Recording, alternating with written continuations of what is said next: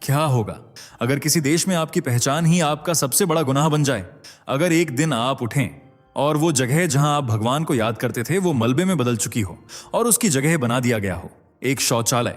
आज की इस वीडियो में हम उस सच्चाई को खोलने जा रहे हैं जिसे दुनिया देखना तो चाहती है लेकिन समझने से डरती है, क्योंकि ये सिर्फ खबर नहीं है, ये एक ऐसी कहानी है जो इंसान की आजादी, पहचान और अस्तित्व तीनों को एक साथ चुनौती देती है। जरा अपनी आंखें बंद करके सोचिए, सुबह की अजन की जगह अचानक बुलडोजर की गूंज सुनाई दे, नमाज की जगह सन्नाटा हो और हर कैमरा आपको देख रहा हो। आप क्या पहनते हैं, क्या खाते हैं, किससे मिलते हैं, सब रिकॉर्ड हो रहा हो।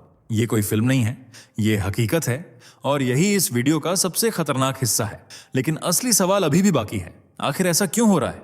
क्या यह सिर्फ सत्ता का खेल है या इसके पीछे कोई और बड़ा प्लान छुपा हुआ है?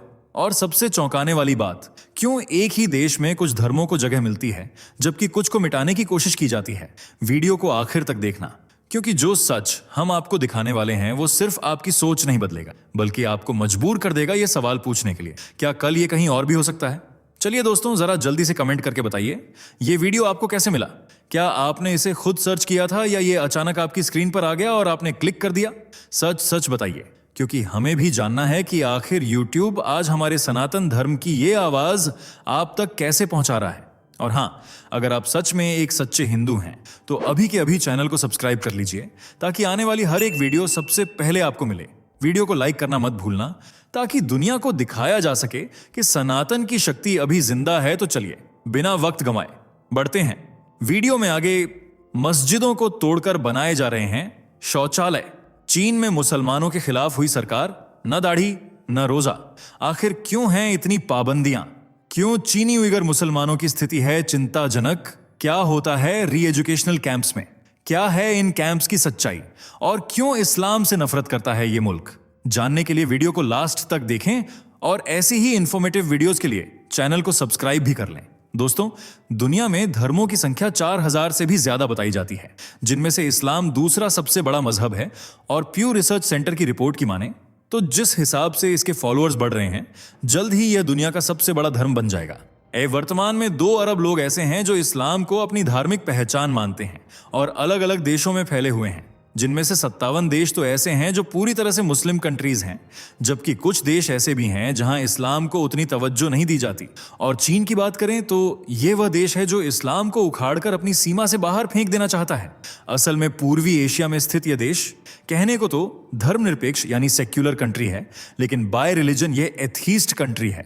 मतलब इसका कोई धर्म नहीं है, यह नास्तिक है। 2023 के सर्वे के अनुसार 141 करोड़ लोगों में से 93% ऐसे हैं जो किसी धर्म को नहीं मानते और 18 साल से कम उम्र के बच्चों को आधिकारिक रूप से धार्मिक शिक्षा या धर्म से जुड़े कामकाज करने पर भी मनाही है। यानी सरकार चाहती ही नहीं है कि लोग धर्म के माया जाल में उलझें, बल्कि वह चाहती है कि लोग सिर्फ काम को ही पूजा माने और काम को ही अपना धर्म। हालांकि फिर भी सरकार ने ताओवाद, कैथोलिक, प्रोटेस्टेंट, बौद्ध और इस्लाम धर्म को मान्यता दे रखी है। लेकिन इस्लाम की हालत यहाँ वैसी ही है जैसे थाली में खाना तो परोसा गया है, लेकिन मुंह तक निवाला ले जाने से पहले ही उसे छीन लिया जाए। चीनी कम्युनिस्ट पार्टी ने मुसलमानों पर दर्जनों नियम लाद दिए हैं और इनके धार्मिक स्थलों के साथ भी गैरों जैसा सुलूक किया जाता है। चीन में मुसलमानों की संख्या 2 से 3 करोड़ बताई जाती है, जिनमें कई जातियां और समूह हैं, जैसे हुई जो पूरे चीन में फैले हुए हैं। कजाक, किर्गिज और उइगर मुसलमानों का जिक्र आपने भी कहीं ना कहीं जरूर सुना होगा, क्योंकि यह चीन का वह मुस्लिम समुदाय है जिसने शुरू से ज्यादतियां झेली हैं और आज भी झेल रहा है। लगभग सभी चीनी उइगर शिनजियांग प्रांत में बसे हुए हैं, इसलिए शिनजियांग में ही ज्यादातर मस्जिदें, मदरसे और अन्य धार्मिक ढांचे देखने को मिलते हैं। लेकिन चीन के राष्ट्रपति शी जिनपिंग एक एक कर इस्लाम की प्रतीक इन इमारतों का सफाया करवाते जा रहे हैं, क्योंकि शी जिनपिंग देश में सिनिसाइजेशन नीति को बढ़ावा देना चाहते हैं। मतलब धर्म और संस्कृति को चीनी कम्युनिस्ट विचारधारा के रूप में ढालना। सीधे शब्दों में कहें तो सरकार चाहती है कि देश के सभी नागरिक चीनी कम्युनिस्ट विचारधारा का पालन करें। लेकिन इस्लाम वह धर्म है जिसमें कन्वर्जन और धार्मिक कर्मकांडों का न करना गलत बताया गया है, इसलिए ये चीजें उनके लिए बहुत जरूरी होती हैं। हम यह भी कह सकते हैं कि नमाज पढ़ना, सर पर टोपी पहनना और अल्लाह की इबादत करना ही उनके मजहब की पहचान है, जिसके लिए वे मस्जिद, मदरसों और दरगाह में जाते हैं। पर चीन की सरकार भी जिद्दी है। लोग बातों से नहीं माने तो अब टेढ़ी उंगली से घी निकालने की कोशिश हो रही है। चीनी गवर्नमेंट मस्जिदों को गिराने का काम कर रही है। कई इंटरनेशनल रिपोर्टों के अनुसार चीन ने पिछले कुछ ही वर्षों में अलग अलग शहरों में हजारों मस्जिदों को तोड़ दिया है, जबकि सैकड़ों की शक्ल सूरत इस तरह से बदल दी गई है कि वे मस्जिद कम और आधुनिक युग की इमारतें ज्यादा लगती हैं। ऑस्ट्रेलियन स्ट्रेटेजिक पॉलिसी इंस्टीट्यूट और ह्यूमन राइट वॉच की रिपोर्ट्स के अनुसार 2017 से अब तक चीन ने 16,000 के लगभग मस्जिदों को या तो तोड़वा दिया है या उनका स्ट्रक्चर बदल दिया है, और सबसे ज्यादा प्रभावित शिनजियांग की मस्जिदें हो रही हैं। HRW के रिसर्चर्स के अनुसार निंगजिया, जो शिनजियांग का ही एक हिस्सा है, उसके 2 गांवों में 2019 से 2021 तक 7 मस्जिदों से गुंबद और मीनारें हटा दी गई हैं, जबकि 3 को पूरी तरह से ध्वस्त कर दिया गया है। रिपोर्ट का दावा है कि सिर्फ 3 सालों में 1300 से भी ज्यादा मस्जिदों को नुकसान पहुंचाया गया है और यह संख्या लगातार बढ़ती जा रही है। लेकिन चीन की इस्लाम से नफरत यहीं खत्म नहीं होती, बल्कि इस मजहब को नीचा दिखाने के लिए यह देश कई तरह के हथकंडे आजमा रहा है, जैसे मस्जिद मदरसों को तोड़कर उनकी जगह शौचालय बना देना, मीनारों को हटाकर पब्लिक टॉयलेट बनाना, या फिर ऐसे नाइट क्लब होटल बनाना जहां मदिरा दिन रात चले। इसके अलावा पार्किंग एरिया भी बनाए जा रहे हैं। सिर्फ यही नहीं, चीन में मुसलमानों को किसी भी तरह की आजादी नहीं है। खासकर उइगर मुस्लिम्स के लिए पाबंदियों का पिटारा है, जिसे न मानने पर सख्त से सख्त सजा का प्रावधान भी है। इस देश में मुसलमानों के लिए सार्वजनिक जगह पर नमाज पढ़ने पर पाबंदी है। अगर वे ऐसा करते हैं तो सजा के हकदार होते हैं। 18 वर्ष से कम उम्र के बच्चों के लिए तो मस्जिदों में जाने पर मनाही है। अगर कोई जोर जबरदस्ती से या बहला फुसलाकर ले भी जाता है तो उसे भी सजा दी जाती है। रमजान का महीना मुसलमानों के लिए सबसे पवित्र माना गया है। मुस्लिम चाहे जिस भी देश में हो, रमजान के दौरान रोजे जरूर रखते हैं, लेकिन चीन में रोजे रखना गुनाह माना जाता है। यहां रमजान में कोई रोजे नहीं रखता, और ऐसा करते हुए कोई पकड़ा गया तो उसकी खैर नहीं। धार्मिक गतिविधियों के अलावा उनके पहनावे और रख रखाव पर भी सरकार अपनी हुकूमत चलाती है। जैसा कि हमने ऊपर बताया कि मुसलमानों में दाढ़ी रखना जरूरी माना गया है, ये उनकी मजहबी पहचान है, इसलिए वे शेव कम करते हैं और बड़ी दाढ़ी रखते हैं। लेकिन चीन इसे कट्टरता की निशानी मानता है, इसलिए बड़ी दाढ़ी रखने पर भी पाबंदी लगाई गई है। इसी तरह महिलाओं के चेहरा ढकने से भी शी जिनपिंग सरकार को परेशानी है। यहाँ महिलाओं का हिजाब और बुर्का पहनना गलत माना जाता है, इसलिए इन्हें बैन किया गया है। हालांकि कई जगहों पर महिलाएं हिजाब पहनती हैं, लेकिन पुलिस की साएं साएं करती गाड़ियों और सरकारी ऑफिसर्स के सामने उनकी भी नहीं चल पाती, और सरकार जो चाहती है वही उन्हें भी करना पड़ता है। अब आप कहेंगे कि हर जगह तो पुलिस नहीं पहुंच पाएगी, तो इसके लिए भी सरकार ने पहले ही इंतजाम कर रखा है। जगह जगह कैमरे इंस्टॉल करवाए गए हैं ताकि लोगों पर नजर रखी जाए। समय समय पर मोबाइल डेटा की जांच की जाती है ताकि ये पता चल सके कि मोबाइल में कहीं कोई धार्मिक पुस्तक जैसे कुरान इंस्टॉल करके इस्लाम का प्रचार तो नहीं किया जा रहा। इसके अलावा फेस रिकॉग्निशन तकनीक के आधार पर भी मुसलमानों को पहचानने का काम किया जाता है। लेकिन इन सबसे भी खतरनाक हैं री एजुकेशनल कैंप्स। ये चीन के खिलाफ सबसे बड़ा विवाद है जो दुनिया भर में उठाया जाता है। असल में री एजुकेशनल कैंप्स कोई साधारण कैंप नहीं है, बल्कि ये एक तरह से टॉर्चर घर हैं। जैसे हिटलर ने यहूदियों के लिए कैंप बनवाकर उन्हें टॉर्चर किया था, इसी तरह चीन भी इन कैंप्स में मुस्लिमों को टॉर्चर करता है।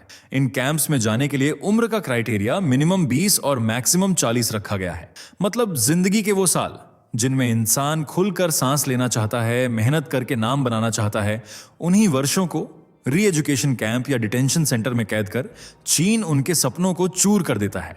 ऐसा हम इसलिए कह रहे हैं क्योंकि रिपोर्ट्स दावा करती हैं कि इन कैंप्स में रहने वाले मुसलमानों के साथ हर तरह की ज्यादती की जाती है। सुबह से लेकर शाम तक उनसे जानवरों की तरह काम करवाया जाता है और सिर्फ एक टाइम खाना दिया जाता है, वह भी मुट्ठी भर अनाज। पीने के लिए कई कैदियों के बीच सिर्फ एक बाल्टी पानी होता है, वह भी गंदा, मटमैला और कीड़े मकोड़ों से भरा।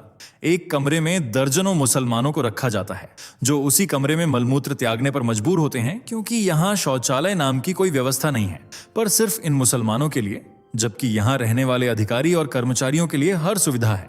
यहाँ रहने वाली महिलाओं को न सिर्फ मानसिक बल्कि शारीरिक रूप से भी टॉर्चर किया जाता है। ऐसी कई महिलाएं रही हैं जो यहाँ से जिंदा बचकर निकलीं, और जब उन्होंने अपनी आप बीती सुनाई तो पूरी दुनिया दंग रह गई। महिलाओं का कहना था कि रात के अंधेरे में कुछ लोग आते और उनके साथ जोर जबरदस्ती करते, और यह हर रोज होता था। यही कारण है कि यहाँ कैद ज्यादातर महिलाओं ने बच्चों को जन्म दिया, वह भी कई बार। इसलिए माइनर्स भी इन कैंप्स में देखने को मिल जाते हैं। पर सवाल यह है कि चीन यह सब कर क्यों रहा है? क्या सिर्फ इसलिए कि वह इस्लाम से नफरत करता है, या फिर उसे मुसलमानों को टॉर्चर करने में मजा आता है? तो इसका जवाब दोनों ही नहीं है। दरअसल चीन थ्योरी देता है कि इस्लाम एक ऐसा रिलीजन है जो कट्टरपंथ को बढ़ावा देता है। इसमें आतंकवाद, अलगाववाद को प्रोत्साहित किया जाता है, इसलिए वह इस्लाम के खिलाफ है और चाहता है कि पूरे देश में सभी लोग चीनी पहचान अपनाएं, राष्ट्रीय एकता पर जोर दें। इसके साथ ही Xinjiang belt and road initiative के लिए महत्वपूर्ण क्षेत्र है, तो इसलिए भी चीनी गवर्नमेंट इस क्षेत्र पर पूरी तरह से कंट्रोल चाहती है। चीन की माने तो इन्हीं सब कारणों की वजह से वह मुसलमानों पर पाबंदियां लगा रहा है। हालांकि दुनिया इस तर्क से सहमत नहीं है, क्योंकि पाबंदी लगानी है तो सभी धर्मों पर होनी चाहिए, ये सिर्फ इस्लाम पर ही क्यों? जबकि इसी चीन में अब सनातन धर्म तेजी से फैल रहा है। लोग हरे कृष्णा हरे रामा का धड़ल्ले से जाप कर रहे हैं।